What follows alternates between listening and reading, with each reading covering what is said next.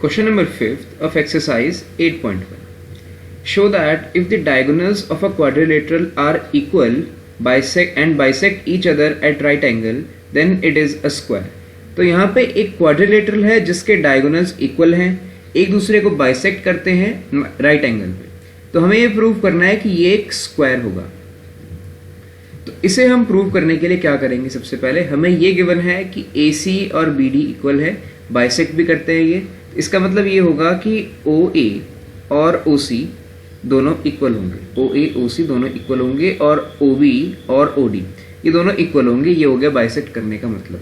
और right angle पे करेंगे तो यानी एंगल AOB, एंगल AOD और एंगल DOC और BOC ये सारे एंगल 90 डिग्रीज के होंगे। तो ये हो गया इसका मतलब। तो हमें इसकी हेल्प से प्रूव करना है कि ये एक स्क्वायर होगा। तो हम ये जानते हैं कि अगर किसी भी क्वाड्रिलेटरल के डायगोनल्स बाइसेक्ट करते हैं एक दूसरे को तो वो होता है एक पैरेललोग्राम। तो ये एक पैरेललोग्राम हो जाएगा।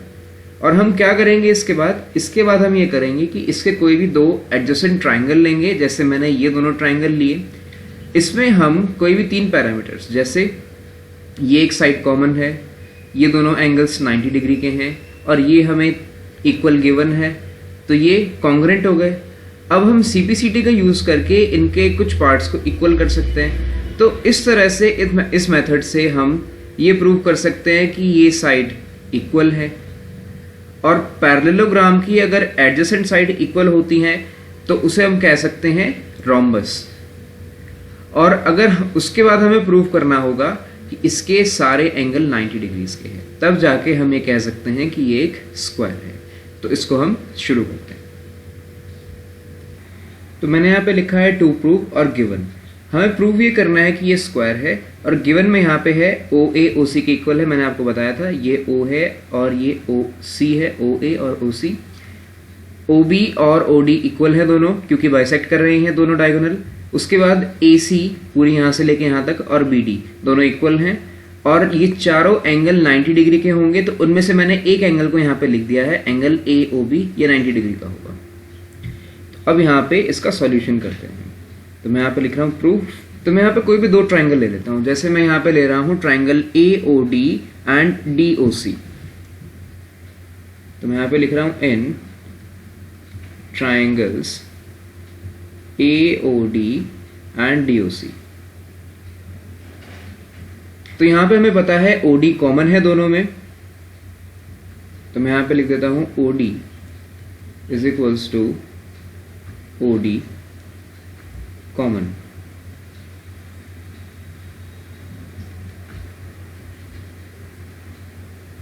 उसके बाद हमें ये पता है कि ये दोनों एंगल इक्वल होंगे, AOD एंड DOC दोनों राइट एंगल होंगे।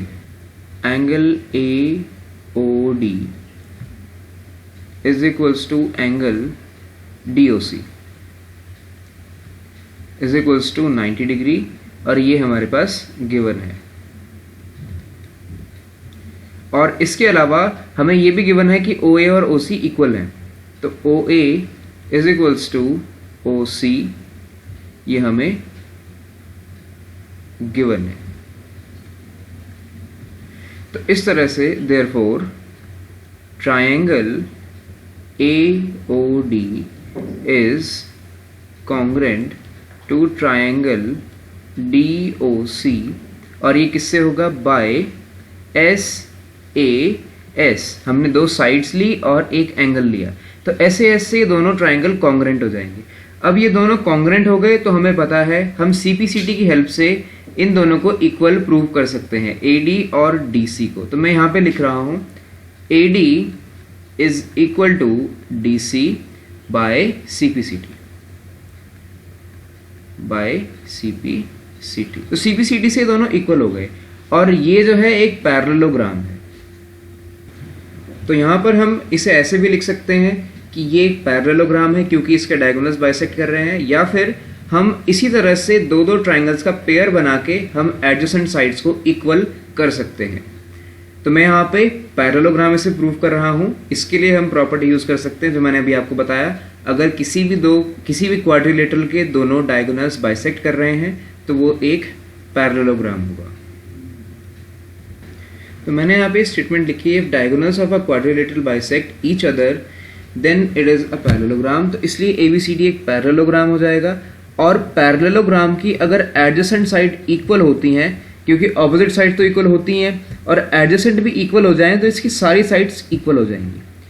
तो जब एक पैरेललोग्राम की सारी साइड्स इक्वल हो जाएंगी तो वो एक स्क्वायर हो जाएगा या फिर रोम्बस हो जाएगा। स्क्वायर के लिए तो हमें 90 डिग्री का एंगल प्रूव करना होगा।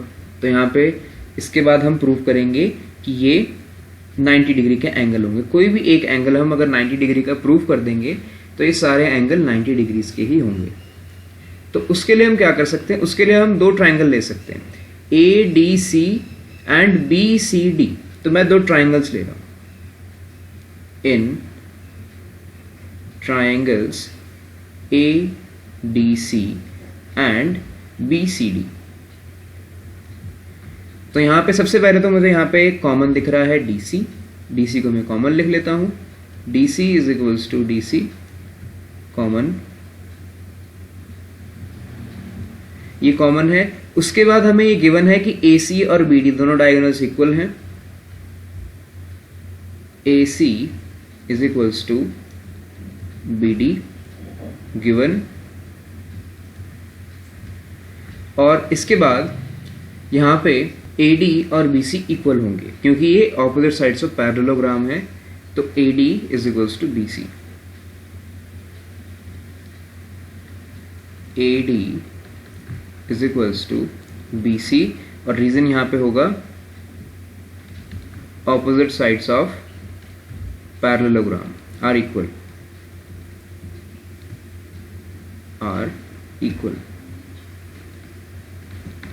तो ये रीजन है, इसलिए यहाँ पे ये दोनों कॉन्ग्रुएंट हो जाएंगे। Therefore triangle ADC is congruent to triangle BCD, और रीजन होगा बाय SSS साइड कॉन्ग्रुएंसी।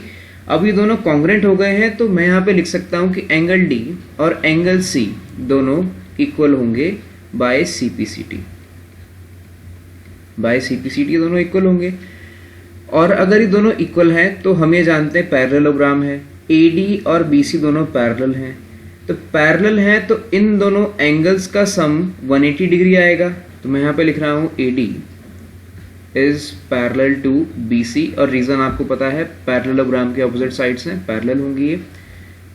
तो यहाँ पे लिख सकते हैं angle D plus angle C is equal to 180 degree, और ये कौन से एंगल्स होंगे, को इंटीरियर एंगल्स। तो एंगल C को मैं एंगल D लिख सकता हूं क्योंकि हमने अभी प्रूव किया था कि एंगल C और एंगल D दोनों इक्वल हैं। तो C की जगह मैं D लिख देता हूं तो ये जाएगा 180 डिग्री। तो 2 angle D is equals to 180 degrees. तो एंगल D आ गया 90 डिग्री। तो हमने ये भी प्रूव कर दिया कि ये 90 डिग्रीज के हैं, और हमने ये भी प्रूव कर दिया कि ये सारी साइड्स इक्वल हैं।